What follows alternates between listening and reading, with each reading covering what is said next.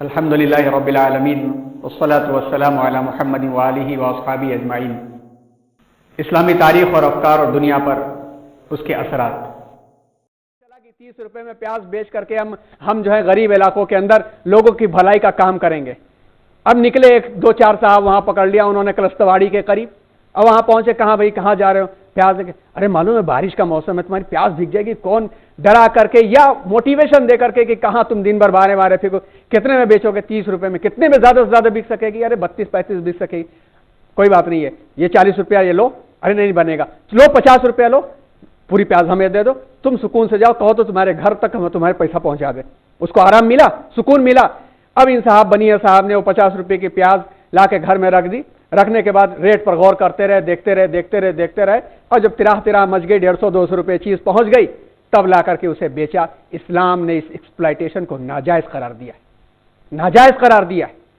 اب آپ اس سے دیکھیں کہ اتنی چھوٹی چیز پر جب منع ناجائز قرار دیا ہے تو بڑے بڑے معاملات کے اندر کہ ٹرانزیکشن ہو رہا ہے، جو بجوات ہو رہی ہیں، دو لوگوں کے درمیان میں عقد مکمل ہو گیا، ٹرانزیکشن مکمل ہو گیا، تیسرے کو اجازت نہیں ہے کہ جا کر کے بھاؤ بڑھا کر کے اس کو لالچ دے کہ نہیں عقد توڑ دو، مجھ سے کرو، منع کیا گیا۔ اسلامک نقطہ نظر سے آپ دیکھیں کہ گلوبل کانسیپٹ اسلام نے کیسے دیا ہے، مرضی خدا کی چلے گی، اور جو اس کے نیچے ہوگا وہ خدا کی مرضی کو لوگوں تک پہنچائے گا، اپنی مرضی کو، اپنی قوم کی مرضی کو نہیں پہنچائے گا، اپنی قوم کی مرضی کو نہیں پہنچائے گا۔ اور جس نے جب کیا ہے وہ قوم ٹوٹ گئی ہے، وہ ملک ٹوٹ گیا ہے۔ پتہ نہیں آج ہندوستان کے لوگ کیوں نہیں سمجھ رہے ہیں اس بات کو۔ یہ جو چھوٹا سا طبقہ جو گیدڑ بھپکیوں سے ڈرانے کی کوششیں کر رہا ہے، اور یقیناً ہو سکتا ہے دو چار کو نوچ بھی لے، مگر نوچے گا تو ملک نوچے گا وہ۔ کیا مسولینی کا واقعہ لوگ بھول گئے؟ بہت دن تو نہیں ہوئے، کیا کیا تھا مسولینی نے، اور عوام نے بعد میں اس کے لیے کیا کیا؟ نہ اہل ہٹلر کو بھول گئے، جو اہل بنا تو اس نے کیا کیا، تو اس کا نتیجہ کیا ہوا؟ سوویت یونین کے ہاتھی جیسے جسم کو لوگ بھول گئے، اور یو ایس کوئی ملک تو ہے نہیں، یونائٹڈ بنا ہوا ہے، اتحاد مل کر کے چندہ لے کر کے تو بڑا سا 51 اسٹیٹس کا مجموعہ بن کر کے آج جو دکھ رہا ہے، کیا بکھر نہیں سکتا؟ یہ ایک مثالیں ہیں، اللہ تعالیٰ ان مثالوں کو پیش کر چکا ہے جگہ جگہ پر۔ تلک الایام نداولها بین الناس، رب حق ہے، وہ سب کو موقع دیتا ہے۔ اس نے جب ڈھیل کھینچی نا تو پھر سب کچھ ختم ہو جائے گا، پھر کچھ بچے گا نہیں۔ یہ جتنے معاملات ہیں، ان معاملات کے اندر مسلمانوں سے زیادہ ان کے دلوں کے اندر فکریں موجود ہیں، جو تاریخ کو اچھی طرح سے جانتے ہیں کہ ان امت مسلمہ کے پیچھے پڑا گیا تو اس کی خدمات اس ملک میں جو تقریباً 800 سال، خاص طور پر ویسے 1100 سال سے اگر چھوٹے پیمانے سے دیکھا جائے، 1248 سال سے زیادہ وقت بنتا ہے محمد ابن قاسم سے لے کر کے 1857 تک کا، اگر پورا دیکھا جائے تو اس پورے کے اندر سب کو تولو، امت مسلمہ کو تولو، 70% وہ نظر آئیں گی حقیقت کے ساتھ دیکھنا چاہو گے تو۔ یہ تمام چیزیں جو کچھ ہے، یہ اسلام دائرے کے وسیع کرتا ہے، اور جس کے درمیان میں جس کو رکھتا ہے وہ رب کی حاکمیت کے مطابق دنیا کے سامنے عمل کرتا ہے، اور اس کی شروعات انفرادی سے ہوتی ہے، انڈیویجول سے ہوتی ہے، کہ اس کی لائف بالکل شفاف ہوتی ہے، ہی از اے لائک ارینا ہوتی ہے، بالکل اکھاڑے کی طرح سے سامنے جو کچھ ہے اس کی طرح سے ہوتا ہے۔ سیدنا عمر فاروق رضی اللہ تعالیٰ عنہ کا واقعہ، وہ مثال جگہ جگہ بیان کرنے کی ہوتی ہے کہ جرأت ہوتی ہے ایک دیہاتی کو بھی کہ پوچھ لو کہ عمر بات تو بڑی بڑی کرنے سے پہلے یہ بیان تو کرو، دو چادر اوڑھ کے کیوں کھڑے ہو؟ ایک چادر مجھے ملنی تو تم کو بھی ایک چاہیے تھی۔ بیٹا اٹھ کے جواب دیتا ہے کہ مجھے بھی ایک ملی تھی، میں نے اپنی چادر اپنے ابا کو دے دی۔ یہ خلافت ہوتی ہے۔ یہ خلافت نہیں ہوتی ہے کہ تم 95 دن جیل میں رہے تو 110 دن کسی اور کو جیل میں بند کر دو۔ یہ بدلے ہوا کرتے ہیں، اور یہ بدلے بدلتے ہی رہتے ہیں، ختم نہیں ہوا کرتے۔ اللہ ہدایت دے اور ان کے بھی عقل میں بات آ جائے۔ خلافت راشدہ کیا تھی؟ ابھی آپ نے اوپر دیکھا کہ علم کی جو وراثت ہے، علم کی جو خلافت ہے، اس علم کی خلافت پر بے لاگ اخلاص کے ساتھ اللہ تبارک و تعالیٰ نے ہر دور کے ایک موڑ پر مجددین کو کھڑا کر کے یہ کام اللہ نے لیا۔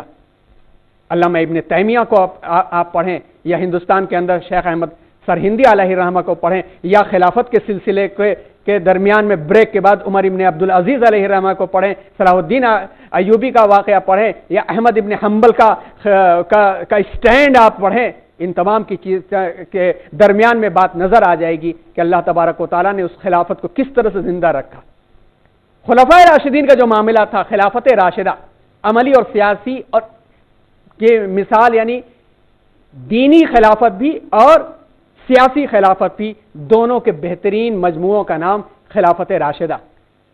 مذہب اور سیاست کے تمام علمی عملی کمالات میں رسول اللہ صلی اللہ علیہ وسلم کی سچی جانشینی کو خلافت راشدہ یا خلافت علی منہاج النبوہ کہتے ہیں۔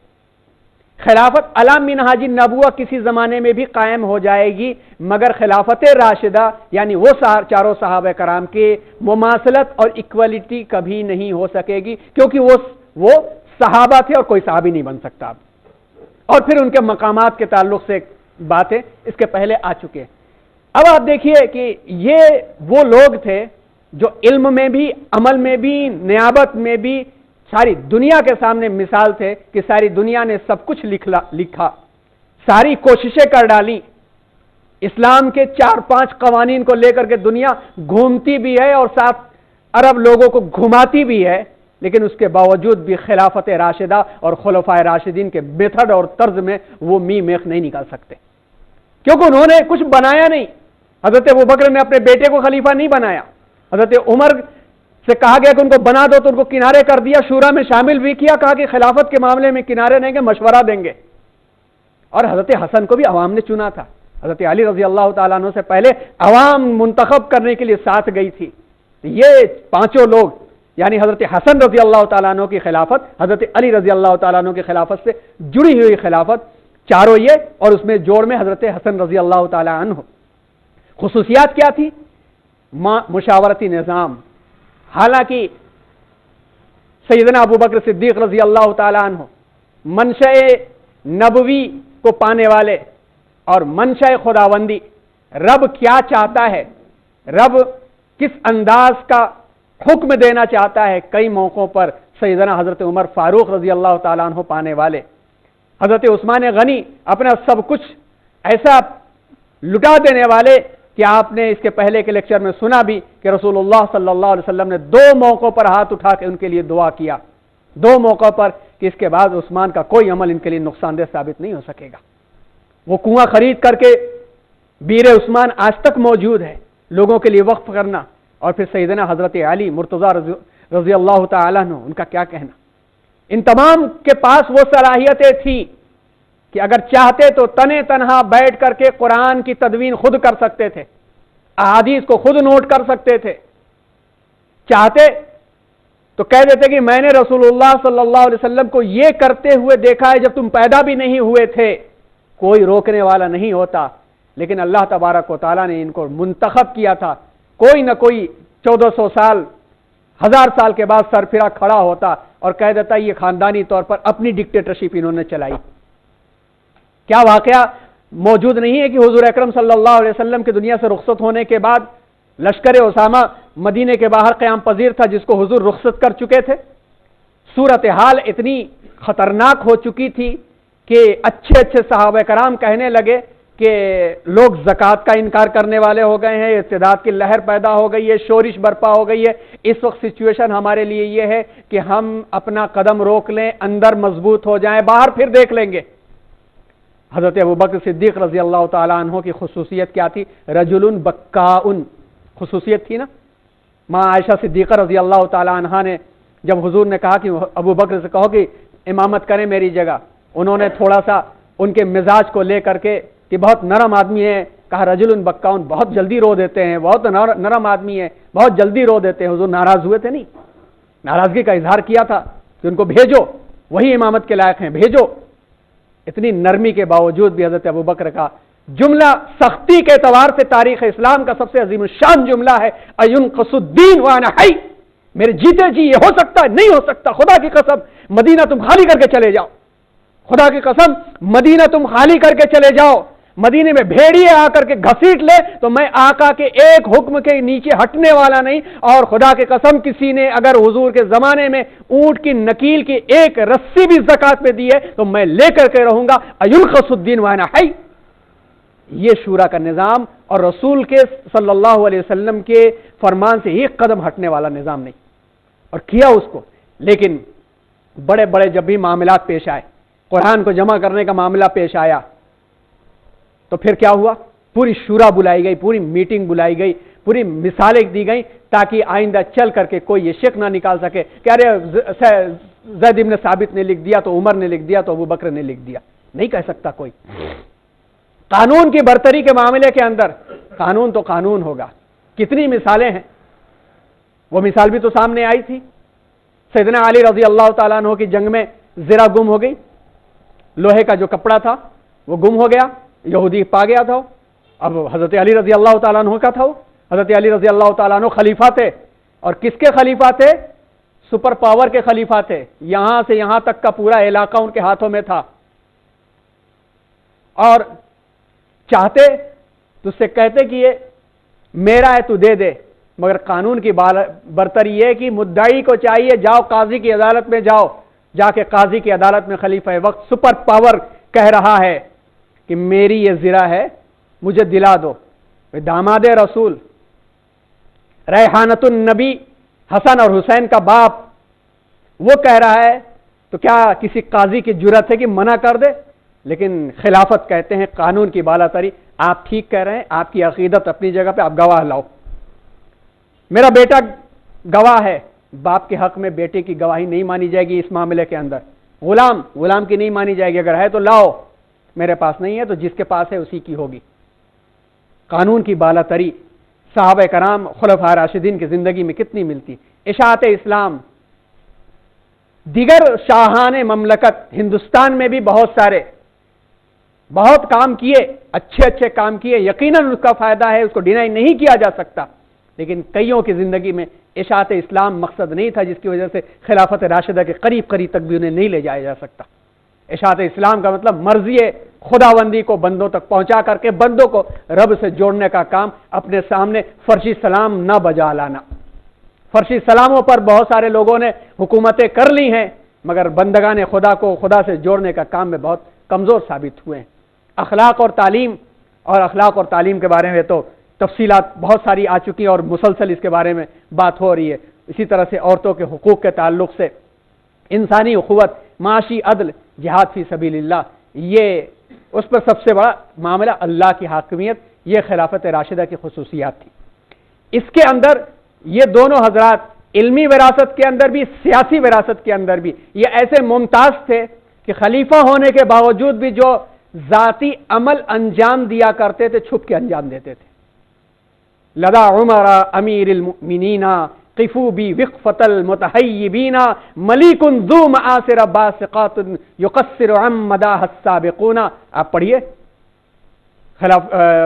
القرۃ الراشدہ الرابع میں، آپ پڑھیے، یہ پوری نظم مل جائے گی کہ عمر فاروق جیسا کہ اگر اہل نظر کی بات کو مانے تو زمین کے لرزنے کو کی جلالت عمر سے کانپ جانے والی زمین، اور وہ عمر رات میں بھیس بدل کر کے گھوم رہا ہے کہ میرے ہوتے ہوئے اگر کوئی بھوکا سو گیا تو رب کیا مجھے جواب دینا پڑے گا. اور وہ بوڑھی ماں جو ہانڈی چلا رہی ہے کنکر ڈال کے کہ میرے بچے سو جائیں، اس سے سوال و جواب کرتے وقت بھی اپنی حاکمیت نہیں جتا رہے کہ میں حاکم وقت تو بتاؤ میں کیا کر سکتا ہوں آپ کے لیے. مائی کیا کر رہی ہو؟ گھر جا کر کے نوکر کو بھی دے سکتے ہیں. نوکر مانگ رہا ہے کہ ارے دیجئے میں بوریا اٹھا لیتا ہوں آٹے کی، جواب مجھے دینا ہے، وہاں پہ تجھے نہیں دینا ہے. آٹا ساننا، روٹی پکا کے کھلانا، خاموشی کے ساتھ ایسا کام، یہ سیاست ہے. اور یہ سیاست سلیکشن کرواتی ہے، نہ کہ الیکشن کرواتی ہے. معاشی عدل، انسانی اخوت اور معاشی عدل کے معاملے کے اندر آپ پڑھیں حضرت عمر فاروق رضی اللہ تعالیٰ عنہ کے معاملات کو تو بہت ساری چیزیں مل جائیں گی. اس کے بارے میں خلفاء راشدین جلد دوم کے اندر بھی اس کا تذکرہ ہے، اور الفاروق علامہ شبلی کی پڑھ لی جائے، اور انگلش ورژن اسی مماثل سے شیخ علی صاحب نے بھی تیار کیا ہے تو وہ بھی پڑھ لیا جائے تو آپ کو اندازہ ہو جائے گا. اب خلافت کا بنیادی کانسیپٹ کیا تھا؟ خلافت کا جو بنیادی کانسیپٹ ہے اس کی تہ کے اندر وہ سیاست چھپی ہوئی جس کا تذکرہ ابھی پیچھے ہو چکا. خلیفہ خود مستقل حکمران نہیں ہوتا. حکمرانی کس کی ہوتی ہے؟ بلکہ حکمرانی معاملات میں جناب نبی کریم صلی اللہ علیہ وسلم کی نیابت اور خلافت کرتا ہے. اس طرح وہ خود حکومت کرنے کے بجائے جناب نبی کریم صلی اللہ علیہ وسلم کے حق میں حکمرانی کو ان کی تعلیمات اور ہدایت کے دائرے میں رہتے ہوئے نیابتاً کرتا ہے. ان تعلیمات کو پھیلانے کا کام گویا وہ عالم بھی ہوا، خطیب بھی ہوا، امام بھی ہوا، قائد بھی ہوا اور لوگوں کا خادم بھی ہوا. سید القوم خادمہم، وہ انجن بن کر کے پوری ٹرین کو لے کر کے آگے بڑھتا ہے، تھپیڑوں کو خود برداشت کرتا ہے. وہ اپنے اندر وہ اچھائیاں لاتا ہے کہ جتنا اچھا انجن ہوگا اتنی اسموتھ ٹرین چلتی رہے گی.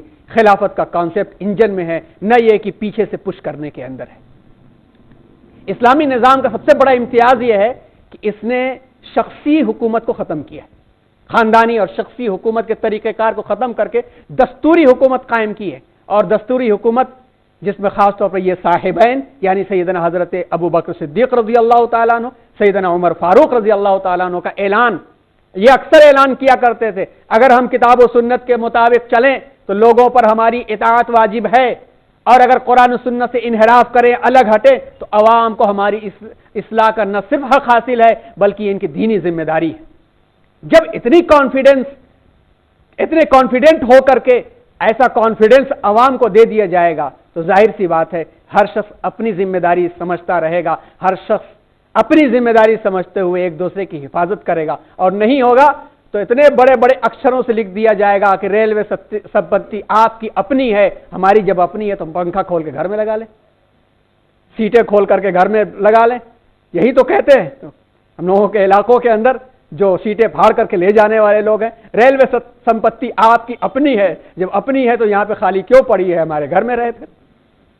یہ فرق ہو جاتا ہے، اس لیے کہ وہ بھی کہتے ہیں کہ رعایا کی دولت ہماری دولت رعایا کی، تو رعایا کی دولت کو حاصل کرنے کے ہزار طریقے ہیں، ہماری دولت رعایا حاصل کر نہیں سکتی، اس لیے کہ وہ کہیں محفوظ بند ہے.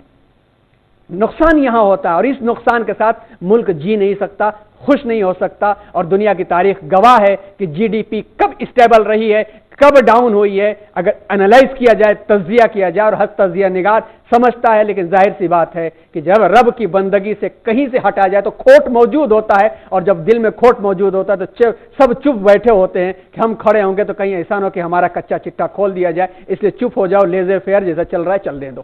لیکن بہت دنوں تک نہیں چلتا ہے، نقصان ہوتا ہے. ایک انقلاب کے نتیجے میں دوسرا انقلاب، اور وہ بھی نقصان میں، تیسرا انقلاب وہ بھی نقصان میں. دنیا نے کتنے انقلابات دیکھ لیے، سوشلزم کا دیکھ لیا، کیپٹلزم کا دیکھ لیا، ڈیموکریسی کا دیکھ لیا، ڈیموکریسی کا دیکھ لیا، سارے انقلابات دیکھ لیے، مگر کہیں پناہ نہیں ملی. جو امان ملی تو امان ملی، خانہ خراب میں نہیں ملے گی، وہیں پر امان ملے گی. اور اس امان کو عملی طور پر خلافت راشدہ کے ذریعے سے ان حضرات نے یوں پیش کیا تھا. جناب نبی کریم صلی اللہ علیہ وسلم نے 20 احادیث میں خلافت کے بارے میں جو پیشن گوئیاں کی ہیں، احادیث کو جمع کیا جائے تو جو جسٹ نکلے گا، جو خلاصہ نکلے گا، خلافت دو درجے کی ہے. ایک خلافت اعلی منہاج النبوہ جسے ہم آئیڈیل خلافت کہہ سکتے ہیں، یعنی جس کے نمونہ خلفائے راشدین رضوان اللہ علیہم اجمعین تھے، اور بعض علاقوں کے اندر چند سالوں کے لیے بعض خلفاء نے، بادشاہوں نے اپنے طور پر کوشش بھی کی، جس میں عمر ابن عبدالعزیز علیہ رحمہ کا نام آتا ہے اور دیگر لوگوں کا بھی بعض تاریخ میں نام آتا ہے. دوسرا درجہ مطلق اسلامی خلافت کا ہے، جس میں بنو امیہ، بنو عباس، عثمانی سلطنت، یہ ساری کی ساری آتے ہیں. آئیڈیل خلافت کے بارے میں رسول اللہ صلی اللہ علیہ وسلم کا ارشاد گرامی ہے کہ وہ ان کے بعد 30 سال تک رہے گی، پھر قیامت سے پہلے امام مہدی علیہ رحمہ کے ظہور اور حضرت عیسیٰ علیہ السلام کے نزول کے دور میں دوبارہ قائم ہوگی. یہ یقین ہے، یہ طے ہے. ہم اس سے اتنا زیادہ پر اعتماد نہیں ہے جتنا دوسرے پر اعتماد ہے.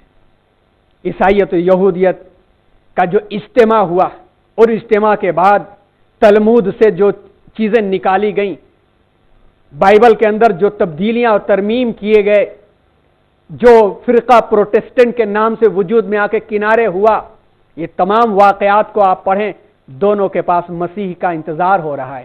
ایک مسیح دجال کا انتظار کر رہا ہے تو دوسرا مسیح عیسیٰ کا انتظار کر رہا ہے. اور مزے کی بات یہ ہے کہ نہ وہ کامیاب ہیں نہ یہ کامیاب ہیں. سیدنا حضرت عیسیٰ علیہ السلام امت محمدیہ کے فرد بن کر کے اس خدا کے ان بندوں کو ساتھ لے کر کے چلنے والے بنیں گے، ان کے قائد بنیں گے جو خدا کی بندگی پر قائم رہیں گے. پتہ نہیں کون ہوگا، اگر ہم ہیں تو اللہ کرے ہم سب उस अंदाज के शामिल हो, वरना नाम बहुत सारे रहेंगे, काम के नहीं रहेंगे, वो किनारे लगा दिए जाएंगे पहले ही। यानी छटैया का काम शुरू हो चुका है, काम शुरू हो चुका है। उनको ज्यादा यकीन है कितने दिन जीना है, जी सकते हैं।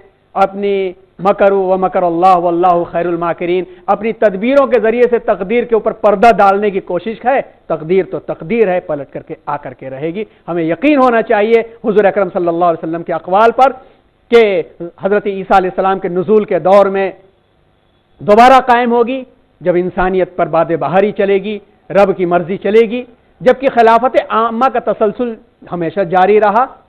1923 में तुर्की के खिलाफत उस्मानिया के खात्मे तक खिलाफत का निज़ाम किसी न किसी सतह पे तक मौजूद रहा। पहला दौर खातिमुल अंबिया जनाब मोहम्मद रसूलुल्लाह सल्लल्लाहु अलैहि वसल्लम का ये दौर रहा और खैरुल कुरून का दौर रहा। उसके बाद दौर खुलफाए राशिदीन रहा, जो 632 से शुरू हुआ और 661 तक ये खिलाफत राशिदा का दौर मुकम्मल हो गया, जिसका तस्करा दूसरे साल के मुहाजरात में तफसील के साथ आया था। बनु उमैया का दौर 661 के साथ से शुरू हुआ, 750 में ये जजीरतुल अरब से ख़त्म हो गया।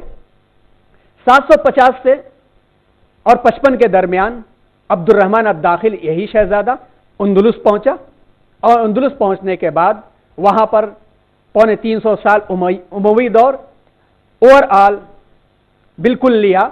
इसके दाखिल होने के बाद 1492 तक अंदलुस में इसका असर रहा, जिसमें बनु अहमर, बनु मुरीन, मुआहिदीन, इन तमाम ने मिला करके तकरीबन 790 साल तक अंदलुस में हुकूमत की, और जिसका उन्वान 1.5 महीना पहले यहाँ पे मुकम्मल हुआ कि वहाँ से 1492 में हुकूमत ख़त्म हुई। उसके बाद 1602 ईस्वी में मुसलमानों का किस तरह से पूरी तरह से सफाया हो गया, क्या मेथोडोलॉजी थी उनकी, उन मेथोडोलॉजी की स्टडी की जाए। उन लेक्चर्स को भी आप सुनने की कोशिश करें और स्टडी करने की कोशिश करें। लास्ट में इंशाल्लाह किताब भी आएगी। कहीं ना कहीं से मुमासलत, तर्ज और तरीका यहाँ भी उसी अंदाज का अपनाया जा रहा है, कोशिश हो रही है। और इसमें यह बात हम सबके सामने फैक्ट के तरीके पर, हक के तरीके पर रहनी चाहिए कि इस आजमाइश से तो हमारे रसूल सल्लल्लाहु अलैहि वसल्लम खुद भी गुजर चुके, लेकिन इस आजमाइश से गुजरने के बाद यहीं पर आज जो मैसेज और पैगाम देना है, इसको कह करके 5 मिनट में ये बात हम मुकम्मल कर देते हैं अपनी, क्योंकि बात आ गई है तो यहां पे कह दी जाए बेहतर है। ये जो अमेंडमेंट्स बिल्स हैं, एनआरसी के मामलात हैं, जिसमें बिल्कुल एलानिया तौर पर क्लियर हो चुका है कि किसके बारे में क्या हो रहा है। रसूल अकरम सल्लल्लाहु अलैहि वसल्लम मक्का मुकर्रमा से एनआरसी के जरिए से बाहर निकाल दिए गए। आप मक्के के नहीं हो, बाप दादा मक्के के, पैदा वहीं पे हुए। मक्के के क्यों नहीं हो? इसलिए कि तुमने कुछ और मान लिया है। तुम्हारे साथ जो लोग भी ईमान वाले होंगे मक्के के नहीं है। जायदाद छीन ली गई, चीज छीन ली गई, जमीनें छीन ली गई, बेघर कर दिया गया। अल्लाह तबारक व तआला ने उन लोगों को अबतर बना दिया जो नस्ल काटने की कोशिश कर रहे थे। इन्ना आतैनाकल कौसर फसल्लि लिरब्बिका वनहर इन्ना शानियाका हुवल अबतर। वो आपके दुश्मन है ना, उनका नाम और निशान मिट जाएगा। आपका काम क्या है? आपका काम है कि रब से जुड़े रहिए। नबी करीम सल्लल्लाहु अलैहि वसल्लम ने उस जोड़ को न सिर्फ बाकी रखा कि वो हमला करने के लिए आए भी इस लायक थे कि उनकी गर्दनें उड़ाई जाएं, मगर गर्दनें उड़ाई नहीं गई। मोहब्बत और अमन के साथ उन्हें रखा गया। जो पैसे दे के जा सकते थे छोड़ दिया गया, नहीं जा सकते थे तब भी तुम्हारे ऊपर जुल्म नहीं होगा, हमारे बच्चों को पढ़ा दो और तुम चले जाओ। और आखिर में सर झुकाए हुए, नजर झुकाए हुए, ला तसरीब अलैकुमुल यौम, हजरत यूसुफ अलैहिस्सलाम ने अपने भाइयों से कहा, अरे आपने जो किया वो किया, आपके ऊपर कोई जुल्म ज्यादती नहीं की जाएगी, आप आजाद हो। जो रहना चाहता है रह सकता है, जो जाना चाहता है जा सकता है। क्या ऐलान फरमाया था। दुनिया की मिसाल में कहीं ऐसी तारीख में कोई ऐसी मिसाल मिल नहीं सकेगी। जो काम आप सल्लल्लाहु अलैहि वसल्लम ने किया था, जिस उन बुनियादों पर अगर माशरती एतबार से देखा जाए, माशरती सिस्टम के एतबार से देखा जाए, तो फिर से सिस्टम रिवर्स हुआ उस काम की वजह से। वो काम क्या? अपने आप को इल्मी माशरती एतबार से मजबूत करो। दूसरा काम क्या? दिलों के दरवाजे खोल करके दावत का काम करो। ये जो कुछ भी चल रहा है, इसमें अगर वो रसूलुल्लाह सल्लल्लाहु अलैहि वसल्लम का तर्ज हमने नहीं अपनाया तो फिर बैठे बिठाए दुआओं के नतीजे में सिस्टम रिवर्स नहीं होने वाला है। وہ گیدڑ نوچیں گے ہمیں اور گیدڑوں سے شیر نچوانے لگے اپنے آپ کو تو دھیرے دھیرے گیدڑ نوچ نوچ کے کھا جائیں گے ہم کو. شیر ہونا کافی نہیں ہوگا. شیر کا کام ہے کہ شیر کا کام کرے. وہ شیر کا کام، ہمارا کام یہ ہے کہ نبی کریم صلی اللہ علیہ وسلم نے 3 خاص کام کیے تھے جو پہلے بھی تذکرہ آ گیا اور آج بھی اس کا تذکرہ کر دینا مناسب ہے. ایک کام تو رسول اللہ صلی اللہ علیہ وسلم نے کیا تھا، رب سے یوں ہی جڑے رہے کہ ہر معاملے میں آپ دیکھیں، غزوہ بدر میں دیکھیے تو عریش میں دعا میں مشغول ہے، اللہم ان تہلک ہذہ العصابہ لن تعبد، اے رب اگر آج یہ ہلاک ہو گئے تو عبادت نہیں ہو سکے گی. حضرت ابوبکر کندھے پہ ہاتھ رکھے، کیا ہم برحق نہیں ہیں حضور؟ آپ نہیں، دعا الہا و زاری انابت. آج انابت کا معاملہ کس حد تک پہنچ چکا ہے کہ فجر میں نعوذ باللہ اور اللہ حفاظت کرے، مسجدوں کے میں بعض مسجدیں ایسی ہیں کہ کچھ ہو جائے تو ظہر سے پہلے پتہ ہی نہیں چلے گا کہ اس میں کیا ہوا ہے. ہماری کوتاہی کی کمی ہے. ایک تو اس سے ہم دور کرنے کے لیے اب وقت نہیں بچا ہے. اب اس کو وار پیمانے پر اپنی مسجدوں سے اپنے لوگوں کو جوڑنے کی فکر نہیں، پکڑ کر کے اگر بے تکلف ہو تو ہاتھ پر اٹھا کے مسجد میں پٹک دو لے جا کر کے، یہاں تک بات پہنچ چکی. دوسرا کام، علمی طور پر اپنے آپ کو مضبوط کریں. علمی طور پر مضبوط کرنے کے لیے آپ نے دیکھا کہ رسول اللہ صلی اللہ علیہ وسلم نے مسجد کو ایسا مرکز بنایا تھا کہ علم کا ہر کام مسجد سے. ان غیر مسلموں کو سے کوچنگ دلوائی گئی تو مسجد کے اندر، صفہ کا قیام ہوا تو مسجد کے اندر. مسجد کے اندر اگر ہو رہا ہے تو آئیے آئندہ 5 سالوں کے بعد 2024-25 میں جو نسل ہماری آ کر کے سوسائٹی میں جانے والی ہے، آؤ اس کو مسجد سے جوڑ کر کے اس کو میں سے کسی ایک کو فیل نہ ہونے دے. یعنی مسجد میں کوچنگ سینٹر کے لیے اب دیکھیے ایک کام ایسا ہے جو 1 مہینے 1.5 مہینے کے اندر ہو جانا چاہیے. اگر نہیں ہوگا، جس علاقے میں نہیں ہوگا وہ علاقہ نقصان جھیلے گا. ہائی اسکول اور انٹر میں جو طلبہ ہیں ہمارے، ان کے لیے موٹیویشن کے لیے مسجد میں کام کرنا ہے. بنگلور میں 16 جگہوں پہ ہو رہا ہے. آر ٹی نگر کے تعلق سے سنا بھی ہوگا آپ لوگوں نے، ویڈیوز پہنچی بھی ہوگی.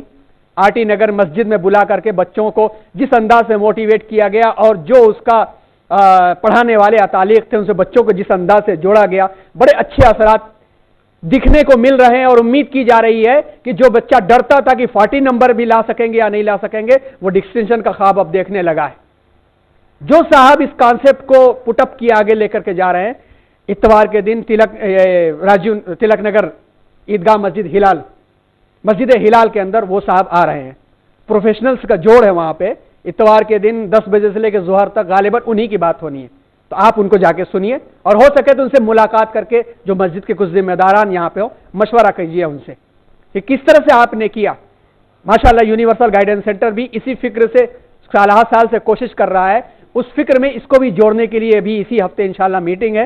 طے ہو گیا تو اللہ کا فضل ہے، یہ جگہ بھی ہمارے پاس ہے. اس کے علاوہ اور جگہوں پر بھی کرنے کے لیے جو کچھ ہو سکے گا کریں گے، لیکن کرنا بہت ضروری ہے، بہت ضروری. آج ہی پی یو اسٹوڈنٹ سے بات ہو رہی تھی اور ایگزام کی جب بات آئی تو ایگزام کی بات کے بعد چہروں پہ اوپر جو تناؤ دکھا آپ یقین مانیے کہ اگر اس تناؤ کو ہم نے نہیں دور کیا تو کہیں ایسا نہ ہو کہ اگر ایک تناؤ کی وجہ سے، دشواری کی وجہ سے ایک ہائی اسکول کا بچہ ہمارا ڈراپ آؤٹ ہو کر کے غلط راہوں پہ نکل گیا تو ممکن ہے کہ ہم سے بھی سوال ہو جائے کہ تم اسے سنبھال سکتے تھے، مسجدوں میں سنبھال سکتے تھے اس کو. تو یہ دوسرا کام ہوا. اور تیسرا کام حالات اور ماحول کے تحت جو عوام کی فلاح و بہبودی کے کام ہیں، ان فلاح و بہبودی کے کام میں ہم سب کے ساتھ جڑیں. یہ نبی کریم صلی اللہ علیہ وسلم کا طرز مبارک مدنی زندگی میں پھر سے ایک مرتبہ پڑھیے اگر ممکن ہو سکے تو. کسی بھی، جیسے الرحیق المختوم کتاب کا نام بتایا تھا ہم نے، اس کے علاوہ محمد رسول اللہ اردو آتی ہے تو ڈاکٹر حمید اللہ صاحب کی کتاب فرینچ سے اردو میں ٹرانسلیٹ ہو چکی ہے. پیغمبر اسلام بھی فرینچ سے اردو میں ٹرانسلیٹ ہو چکی ہے. آپ پڑھیے، آپ کو گائیڈنس مل جائے گی. مزید اگر آپ کچھ کام کرنا چاہتے ہیں تو ان سے ملاقات کر لیجیے. آج ہی ہمیں لوگوں نے بتایا کہ وہ خود آ رہے ہیں، وہاں پہ بات ہو رہی ہے اور جوڑ ہے وہاں پر. آپ ملاقات کیجیے، گائیڈنس مل جائے گی. یہاں پر بھی ماشاءاللہ کئی سالوں سے کام چل رہا ہے.